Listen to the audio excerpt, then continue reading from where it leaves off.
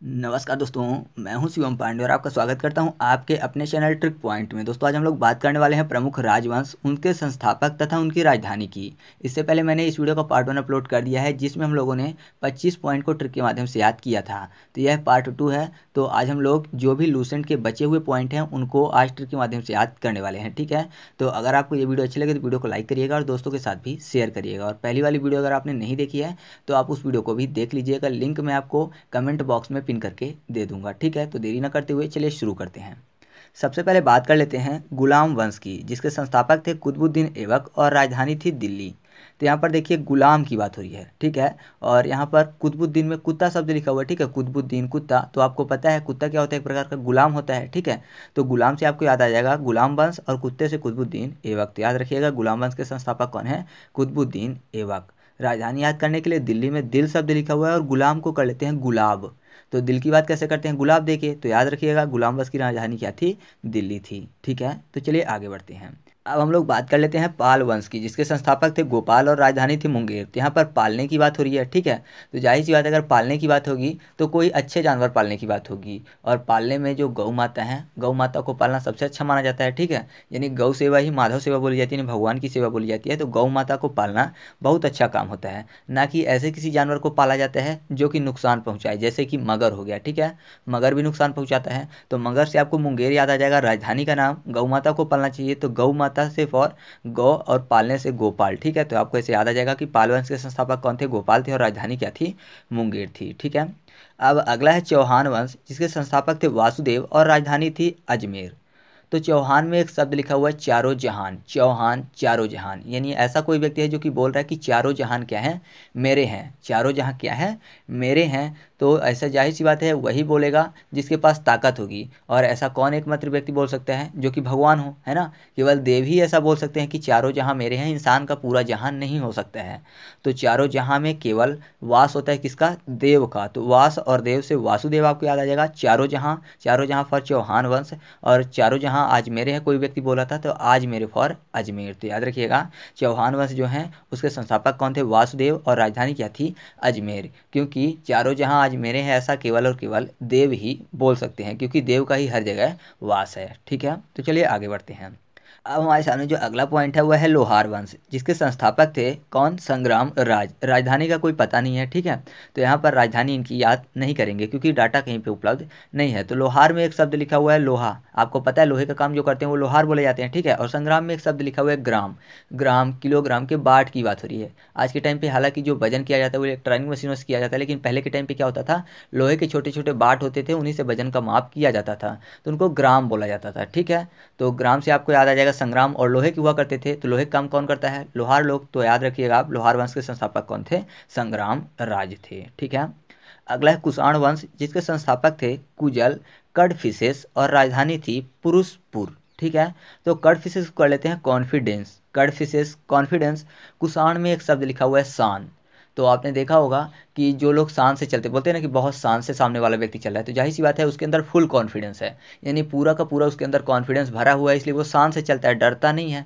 तो शान फॉर कुषाण वंश हो जाएगा। ठीक है, कॉन्फिडेंस से आपको याद आ जाएगा कडफिसेस, यानी कुजल कडफिसेस। और पूरा शान से भरा होता है, पूरा फॉर पुरुषपुर। ठीक है, तो याद रखिएगा कुषाण वंश के संस्थापक कौन है, कुजल कडफिसेस, और राजधानी क्या है, पुरुषपुर। ठीक है, अब अगला है वर्धन वंश, जिसके संस्थापक थे पुष्यभूति और राजधानी थी थानेश्वर और कन्नौज। यहाँ पर देखिए वर्धन में शब्द लिखा हुआ है वर, वर मतलब वरदान, और धन, यानी वरदान में क्या मांगा, धन मांगा। अब वरदान कैसे मिलेगा, जाहिर सी बात है अगर कोई बंदा पूजा पाठ करेगा तब तो वरदान मिलेगा, यानी पूजा कर रहा है, किसकी पूजा कर रहा है, विष्णु भगवान की पूजा कर रहा है, या फिर किसी भी व्यक्ति की पूजा कर रहा है। और पूजा करेगा तो किस चीज़ से करेगा, तो वह पुष्प से करेगा। आपको पता है अगर पूजा करते हैं तो पुष्प की जरूरत पड़ती है। ठीक है, तो धन मांग रहा है बंदा वर में पुष्प से पूजा करके, तो पुष्प से आपको पुष्यभूति याद आ जाएंगे, वर और धन से वर्धन वंश। ठीक है, और यहाँ पर देखिए थानेश्वर में धानेश्वर। ठीक है, थानेश्वर को याद करने के लिए धानेश्वर कर लेते हैं, तो यहाँ भी धन शब्द आपको मिल जाएगा। तो याद रखिएगा जो वर्धन वंश है संस्थापक उसके पुष्यभूति थे, और राजधानी क्या थी, धानेश्वर फॉर थानेश्वर। कन्नौज को आप साथ में याद रखिएगा। अब हम लोग बात कर लेते हैं चंदेल वंश की, जिसके संस्थापक थे नन्नुक और राजधानी थी खजुराहो। तो यहाँ पर देखिए नन्नुक में एक शब्द लिखा हुआ है नाना, ठीक है, और चंदेल में चाँद की बात हो रही है। तो जो बुजुर्ग लोग होते थे जैसे दादा दादी या फिर नाना नानी, तो वो हमेशा अपनी आधी बातें जो है कहावतों से कहते थे। तो अगर चाँद की बात की जाए तो उससे एक कहावत है कि चाँद से गिरा और खजूर में अटका। ऐसा कौन बोलते थे? बुजुर्ग लोग, यानी नाना नानी या फिर दादा दादी। तो दादा दादी से कुछ आएगा नहीं, लेकिन नाना से आ जाएगा नन्नुक, ठीक है। तो चाँद से गिरा और खजूर पे अटका, तो चाँद फॉर चंदेल वंश और खजूर से खजुराहो। तो याद रखिएगा चंदेल वंश के संस्थापक कौन थे? नन्नुक थे, और राजधानी क्या थी? खजुराहो थी, ठीक है। अब अगला है पल्लव वंश, जिसके संस्थापक थे सिंह वर्मन चतुर्थ और राजधानी थी कांचीपुरम। तो इसको याद करना आसान है, क्योंकि यहाँ पर एक शब्द लिखा हुआ है पल्लव। पल्लव मतलब आम के पल्लव की बात हो रही है। जब अचार रखते हैं तो आम को कट करते हैं ना, तो जब कट करते हैं तो उनके 4 पार्ट हो जाते हैं, और उन्हीं पार्ट को क्या बोला जाता है? पल्लव बोला जाता है। तो जो पल्लव होता है वह अचार के काम में आता है। किस चीज़ के काम में आता है? अचार के। और अचार कैसे आम के रखे जाते हैं? कच्चे आम के। तो कच्चे फॉर कांचीपुरम, ठीक है। पल्लव फॉर पल्लव वंश। और आम को 4 टुकड़े में बांट देते हैं ना अचार रखने के लिए, मिनिमम 4 टुकड़े, 2 टुकड़े में कोई नहीं रखता, ठीक है। और जो अचार होता है हमारे मन को बहुत अच्छा लगता है, तो मन फॉर वर्मन, और 4 टुकड़ों में 4 फॉर चतुर्थ। तो याद रखिएगा पल्लव वंश के संस्थापक कौन थे? सिंह वर्मन चतुर्थ। राजधानी क्या थी? कांचीपुरम, ठीक है। अब हम लोग बात कर लेते हैं चालुक्य वंश की। तो मैं आपको बता दूं चालुक्य वंश 3 जगह था, तीनों जगह के अलग अलग संस्थापक थे, ठीक है। और ये तीनों जगह जो चालुक्य वंश के थे ये राजधानी के हिसाब से वितरित थे। तो राजधानी के हिसाब से इनको याद कर सकते हैं हम लोग, बाकी नहीं याद कर सकते हैं। तो यहाँ पर देखिए चालुक्य वंश जो कि बदामी वाला था, उसके संस्थापक थे जय सिंह प्रथम, ठीक है।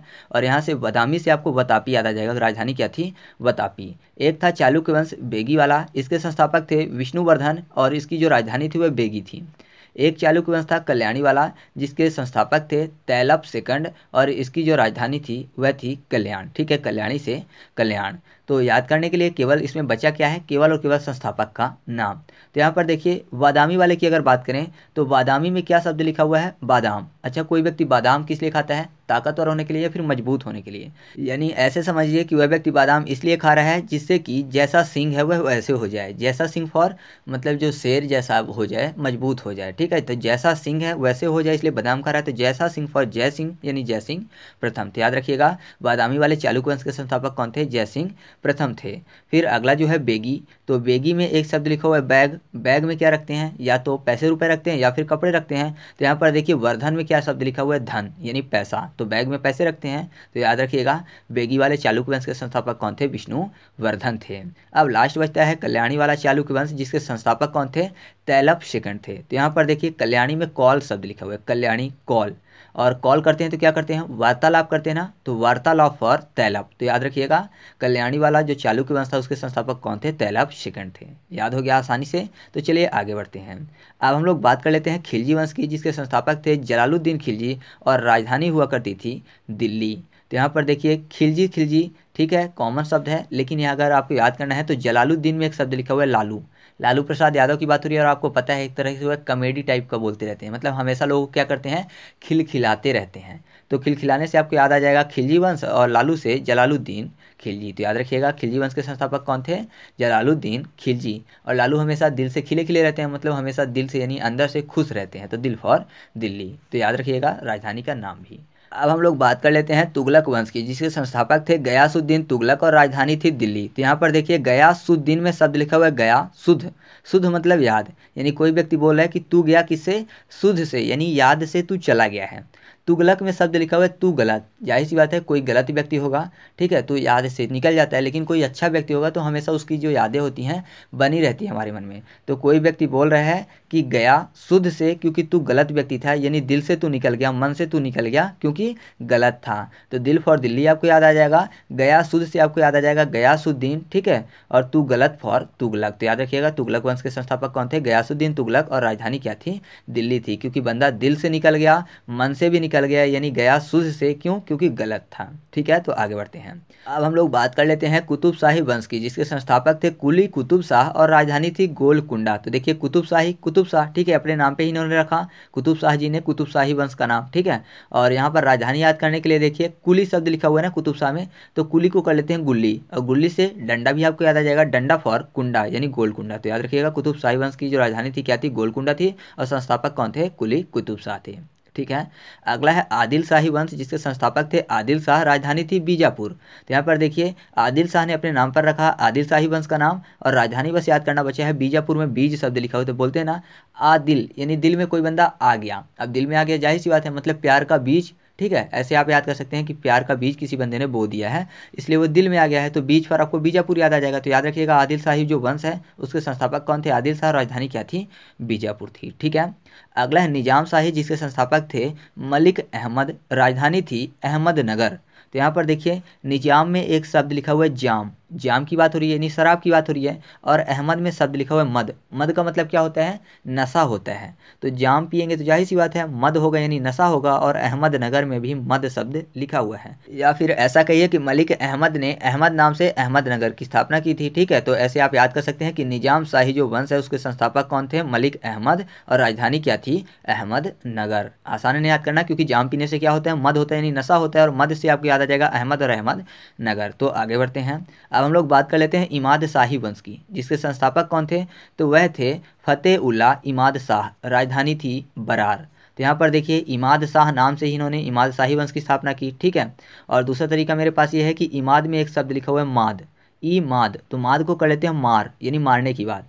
मारेंगे तो जाहिर सी बात है कि अब जीत हासिल होगी, मतलब एक राजा दूसरे राजा को मारेगा तो वह फतेह कर लेगा दूसरे के ऊपर, ठीक है। तो फतेह से आपको फतेह उल्लाह याद आ जाएगा, यानी फतेह उल्लाह इमाद शाह। तो याद रखिएगा इमाद शाही वंश के संस्थापक कौन थे, फतेह उल्लाह इमाद शाह। और राजधानी याद करने के लिए बरार में एक शब्द लिखा हुआ है रौर, रौर मतलब दहाड़।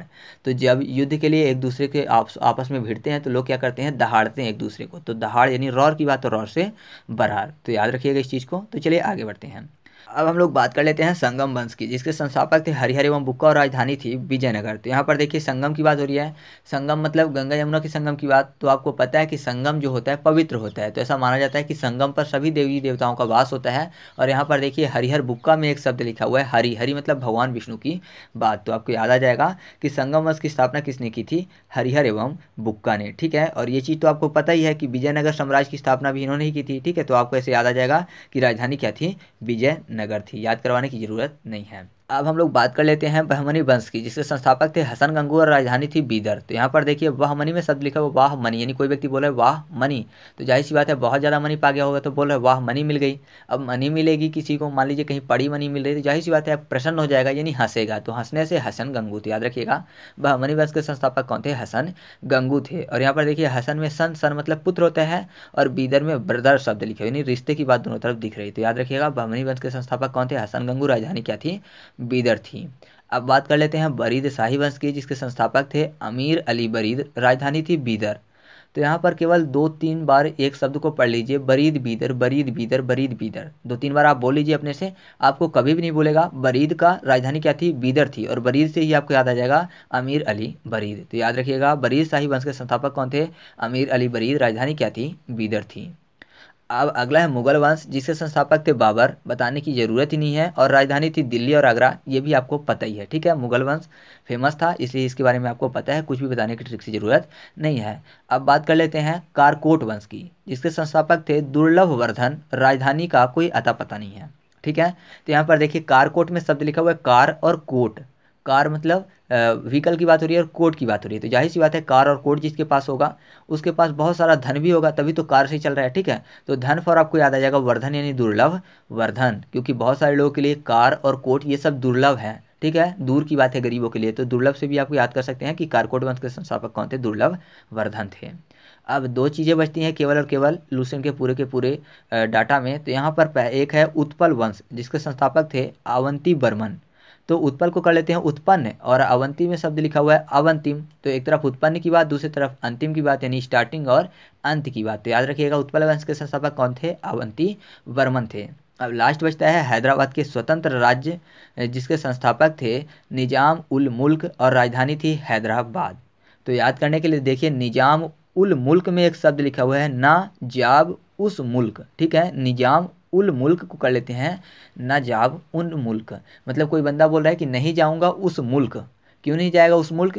क्योंकि हो सकता है उसकी दुश्मनी हो, तो उसको डर लग रहा हो वहाँ पे कि कहीं अगर उस मुल्क जाते हैं तो उसको मार ना दिया जाए। तो डरने फॉर हैदराबाद, है डरा हैदरा। तो याद रखिएगा, हैदराबाद के स्वतंत्र राज्य के संस्थापक कौन थे? निजाम उल मुल्क थे, और राजधानी क्या थी? हैदराबाद थी। ठीक है, तो इस तरह से अपने टॉपिक कंप्लीट हुआ। वीडियो आपको कैसा लगा कमेंट करके बताइएगा। ठीक है, और चैनल पर पहली बार आए हैं तो चैनल को सब्सक्राइब करके बेल आइकन जरूर दबा लीजिएगा, जिससे कि आपको ऐसे ही सभी टॉपिक आसानी से याद हो सकें। तो चलिए मिलते हैं अगले वीडियो में, तब तक के लिए जय हिंद।